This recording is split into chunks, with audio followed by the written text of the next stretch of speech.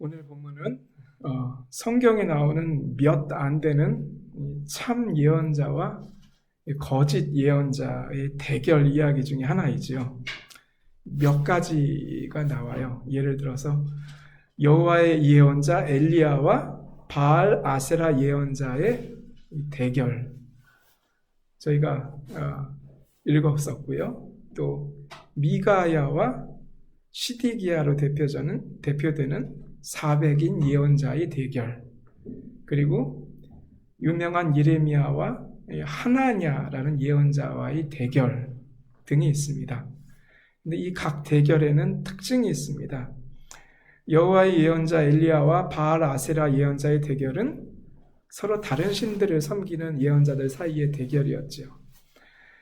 예레미야와 하나냐는 같은 하나님을 믿는 예언자들이었지만 한 명은 남유다의 완전한 멸망을, 또 다른 한쪽은 잡혀간 포로들과 나라의 빠른 회복을 예언했습니다. 가만 그 내용을 들여다보면 묻는 사람들은 주로 좋은 소식을 원했고, 그래서 기쁜 소식을 전하는 예언자들의 귀에 많이 솔깃했습니다. 이와는 반대로 나쁜 소식을 전하는 예언자들은 좋은 대접을 못 받았어요.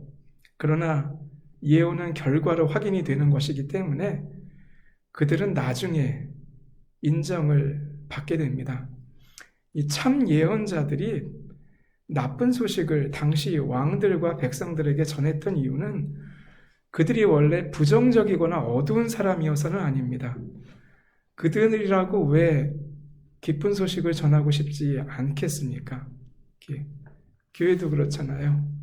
나오면 선포되어지는 말씀이 들으면 행복하고 기쁘면 좋은데, 계속 앞에서 목회자가 심판의 메시지나 찔리는 메시지, 한 주면 좋은데 2주, 3주, 몇 달 계속 그렇게 말씀을 전한다고 합시다. 그러면 이제 앉아서 듣는 분들이 굉장히 많이 힘드실 거예요. 그런데 그 말씀을 전하는 사람이, 예를 들면 대표적인 예언자가 예레미야인데, 그들이 원래 부정적이거나 어두운 사람이냐? 그거는 아닙니다. 그들이라고 왜 기쁜 소식을 전하고 싶지 않겠습니까? 그런데 하나님께서 그들의 입에다가 좋은 소식을 넣어주시지 않으면 방법이 없었습니다. 이는 회개를 촉구하는 부르심이지요. 예언자는 그런 하나님의 목소리를 있는 그대로 전한다는 데 있어서만 의미가 있는 거예요. 뜻이 있는 거예요. 이 목회자들도 하나님께서 주시는 말씀을 전한다는 데 있어서만 의미가 있는 사람인 거예요.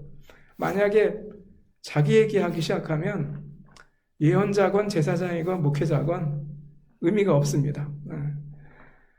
그런데 당시 사람들은 그렇게 생각하지 않았던 것 같아요.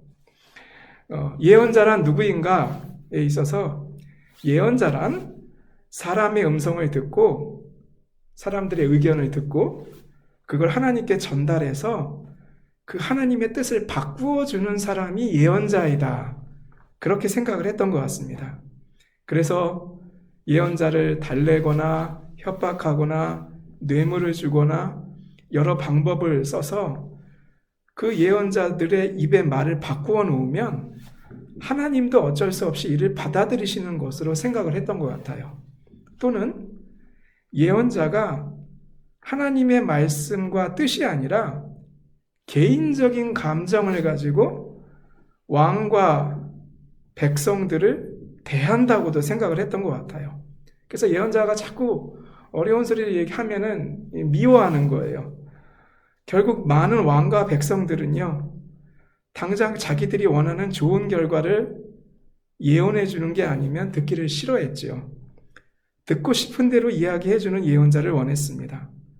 전쟁을 하고 싶으면요, 전쟁하세요라고 이야기해 줘야 되고, 평화를 원하면 평화를 이야기해 줘야 되고, 용서를 원하면 용서를 이야기해 주어야 한다는 점에 있어서 마찬가지였던 거지요. 즉, 많은 왕과 백성들은 정말로 자신들이 원하는 대로 움직이는 예언자들과 이를 듣고 아무 말도 하지 않고 받아주는 그런 신을 원했습니다. 그런 신이 누구예요? 그런 신이 우상이에요. 우상은 사람이 만들므로 아무 이야기 못합니다. 그 우상의 예언자들은 왕과 백성들의 눈치를 보고 그들이 원하는 대로 답을 해야 했습니다. 아합이 원한 신과 예언자들이 바로 그런 사람이었던 것이에요. 이 아합은요, 현실 정치를 굉장히 잘하던 사람입니다. 하나님께서 두 차례 아람하고 전쟁을 할 때 하나님께서는 아합이 아람의 벤하닷을 완전히 멸하기 원하셨지만 아합 왕은 그걸 듣지 않고 지난주 묵상 본문처럼 현실적인 걸 선택했습니다. 당장 이 동쪽에서 서쪽으로 점점 더 그 유명한 아수르가 들어오고 있는데 아람과 협력해서 막지 않으면 이 북이스라엘의 힘만으로는 이길 수가 없다고 생각을 한 거죠. 그래서 베나닷을 내 형제라고 말하면서 풀어주고 그 둘이 협력해가지고 아수르의 공격을 실제로 막아냈습니다. 그래서 당시 아수르 왕 살만에센 3세는 아람과 북이스라엘이 주축이 되었던 12명의 왕들의 연합군하고 이 서쪽으로 오다가 카르카르라는 곳에서 부딪혔는데요. 나는 거기서 싸워서 이겼다라는 기록을 남겼지만 연구하는 분들은 그 반대였다고 말을 합니다. 아람의 베나닷과 북이스라엘의 아합이 연합을 해가지고 아수르를 성공적으로 막아냈다고 말하지요. 당시 기록에 보면요, 북이스라엘이 동원했던 전차 병거가 아람보다 많았어요. 아합이 왜 그렇게 자신 있냐고요? 내일 묵상 본문 보시면 계속해서 반복해서 나오는 단어가 있습니다. 그 단어가 뭔지 아십니까? 아합이 믿고 있는 병거입니다. 병거, 병거, 또 병거. 전차, 전차, 또 전차. 아합이 그걸로 실제로 아수르를 막았어요. 그런데 내일 본문에서 어떻게 되죠? 아합은 자기가 믿고 있던 그 병거 위에서 죽습니다. 그게 성경의 이야기입니다. 근데 여하간 당시 전쟁에서는 북이스라엘이 아람보다 병거가 더 많았어요. 더 강해진 거죠. 굉장히 아합은 현실 감각이 뛰어났기 때문에 뭘로 전쟁을 지배할 수 있는지도 잘 알았던 겁니다. 준비도 잘했죠. 그래서 아합은 현실 감각이 굉장히 뛰어난 사람이었기 때문에 굳이 오늘날 많은 사람들이 생각하는 그 베라퉁 조언이 있잖아요. 내가 섬기는 분이 이 레알리테트, 시대나 현실이나 상황을 읽는 감각이 좀 떨어지셔. 그래서 내가 조언을 꼭 해야 돼. 안 그러면 자꾸 이상한 실수를 하셔. 아합은 그런 조언이 필요 있는 사람이 아니에요. 굉장히 뛰어난 사람이에요. 그래서 아합이 더 자만하는 거예요. 하나님의 말씀을 안 듣고 자기가 자기 방식대로 해도 이기거든요. 남쪽의 동족인 남유다 왕국의 여호사밧하고도 이전처럼 더 이상 적대적이지 않았어요. 뭐 했어요? 사돈관계 맺었어요. 그래서 협력하는 관계가 되었죠. 그런데 이 아합이 베나닷을 풀어줄 때 기억하시겠지만 약속을 받았었단 말입니다. 이전에 자기 아버지가 빼앗았던 북이스라엘의 모든 땅을 되돌려주겠다고. 그런데 길르앗 라못을 안 돌려줬어요. 그러니까 화가 난 거죠, 아합이. 아수르하고 전투가 끝난 지 얼마 되지 않아가지고 이번에는 다시 거꾸로 아람을 치려고 남유다의 여호사밧 왕에게 함께 하자고 요청을 합니다. 자신만만한 거예요. 아수르도 이겼는데. 더구나 길르앗 라못은 그 모세 오경에 보면 모세에게 주신 율법을 통해서 하나님께서 정해주신 6 도피성 가운데 하나입니다. 그래서 여호사밧 왕에게 얘기하니까 여호사밧은 하나님을 잘 믿는 왕이었거든요. 이야기하니까 당연히 하나님이 주신 땅인데요. 되찾아야지요. 그렇게 생각을 했던 것 같아요. 그래서 나의 생각이 바로 임금님의 생각이며 내가 통솔하는 군대가 곧 임금님의 군대이고 내가 부리는 말이 곧 임금님의 말입니다. 그렇게 대답을 하면서도 말은 나왔어요. 앞에 서 있으니까. 그런데 주님의 뜻을 먼저 알아보는 게 좋지 않겠습니까? 하나님의 뜻을 먼저 알아보는 게. 그렇게 이야기를 합니다. 여호사밧은 남유다에서 하나님의 사람들인 제사장들하고 레위인들하고 굉장히 좋은 관계에 있었어요. 백성들에게 말씀 묵상하고 연구하게 하는 일도 게을리하지 않았지요. 그런데 이에 비해서 북이스라엘은 아시다시피 돈 주고 제사장이 된 사람들, 바알 아세라 종교가 판을 치고 있었죠. 그런데 엘리야의 갈멜산 사건 이후에 여호와의 예언자들도 있었는데 아합이 하나님을 믿게 되면서 자기 방식으로 짠 것 같아요. 무슨 이야기냐 하면 이세벨이 바알과 아세라 예언자들을 데리고 들어오면서 450명, 400명을 짰잖아요. 그러고는 자기 밥상에서 밥을 먹여요. 그러면서 뭐 하냐 하면 자기를 지지하게 해요. 그런데 아합이 그걸 담는 거예요. 그래서 여호와를 믿게 되면서 여호와의 예언자 400명을 키우는 거예요. 그러고는 먹이는 거죠. 즉 이들은 하나님의 뜻을 대언하는 예언자이기보다는 바알 아세라 예언자처럼 이 왕의 정치를 뒤에서 뒷받침해 주기 위한 그런 예언자들입니다. 사마리아 성 광장에서 이스라엘 왕이 그 예언자들을 모아놓고는 여호사밧 왕 앞에서 묻는 거예요. 내가 길르앗 라못을 치러 올라가는 것이 좋겠어? 아니면 그만두시는 것이 좋겠어? 예언자들은 뭐 하는 사람? 이 예언자들은 누구의 밥을 먹었어요? 그 사람들의 왕의 떡을 먹었죠. 그러니까 전부 왕의 편이에요. 올라가십시오. 주님께서 그 성을 임금님의 손에 넘겨주실 겁니다. 그런데 여호사밧은 앉아가지고 뭐가 좀 이상한 거예요. 예언자들은 하나님의 말씀을 그대로 전할 의미가 있는데 오늘은 모두 이상하리만치 왕에게 전부 이 전쟁을 하라고 부추기고 있네. 우리는 이러한 모습을 오늘날 시대에도 봐요. 일본이 우리나라를 강점하고 식민지로 삼고 전쟁할 때 목사님들께 요구했어요. 이 전쟁에 대해서 지지하는 설교해달라고. 거의 모든 목사님들이 지지하는 설교 했어요. 그거 거부하다 죽이신 게 주구철 목사님이시고요. 그거 거부하지 못하고 발을 들였다가 나중에 회개하신 게 한경직 목사님이에요. 그거 쉽지 않아요. 일본이 그랬었고 히틀러도 당장 독일에서 그랬잖아요. 수많은 목사님들, 신부님들 뒤에서 조종했잖아요. 러시아로 쳐들어가는 거, 소련으로 쳐들어가는 거, 전쟁 일으키는 거 전부 다 뒤에서 해달라고. 그래서 그분들도 똑같이 지지했어요. 전쟁터 나가가지고 사람 죽이는 거 지지했어요. 신앙심이 깊은 여호사밧이 그걸 모르는 게 아니에요. 그러니까 얘기하는 거예요. 이 밖에 우리가 물어볼 만한 주님의 예언자가 또 없습니까? 그렇게 물으니까 마지못해서 아합이 말을 하는 거예요. 이물라의 아들 미가야라고 하는 예언자가 있기는 하는데요. 나는 그를 싫어합니다. 그는 한 번도 나에게 무엇인가 길한 것을 예언한 적이 없고 언제나 흉한 것만 예언하곤 합니다. 그러면서 누구는 얘기 안 해요? 엘리야? 엘리사? 그의 제자들? 전혀 이야기 안 해요. 이에 대해서 여호사밧이 대답하지요. 임금님께서 예언자를 두고 그렇게 말씀하시면 안 됩니다. 여기서 이제 양자가 갈라지는 거예요. 여호사밧은요, 말씀을 달게 듣는 사람이고요. 아합은 잘 못 듣는 사람인 거예요.